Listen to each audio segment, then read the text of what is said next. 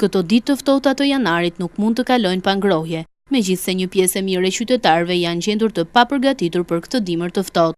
Temperaturat vazhdojnë ende të qëndrojnë nën zero. Ata shprehen se përdorin mënyra nga më të ndryshme për të ngrohur dhe pjesa më e madhe konfirmon energjinë elektrike. Edhe pse ky sistemi shumë përdorur është i kushtueshëm për xhepin e qytetarëve, ndryshimet klimatike të menjëhershme nuk ofrojnë zgjidhje tjetër.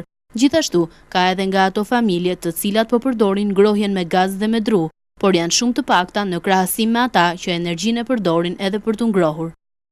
Mundohemi me një ngrohse, po më shumë pa ngrohje se me ngrohje se nuk e përballojmë dot. Energji elektrike. Unë si familje përdor energjinë elektrike. Me ngrohës elektrik, nuk kam dru, as gaz nuk përdor.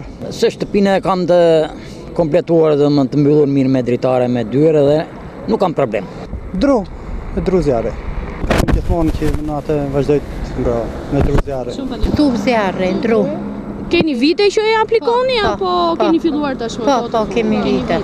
Neve stufë me gaz. Keni filluar të aplikoni këtë vit stufën me gaz apo gjatë gjithë kohës, domethënë Përdor gjithmonë. Ndërsa presin që dimri të kalojë shpejt edhe temperaturat të rriten, këtë janar qytetarët janë përballur edhe me një rritje të energjisë elektrike. Megjithse nga heqja e fashës 300 kW nuk duhet të kujdesen më të mos kalojnë këtë kufi. Sipas meteorologëve, në fundjavë do të ketë një rritje të temperaturave, por shkurti parashikohet i ftohtë dhe ngrohja do të jetë një tjetër sfidë për qytetarët, pasi të kenë marrë edhe faturën në shtrenjtë të energjisë për janarin.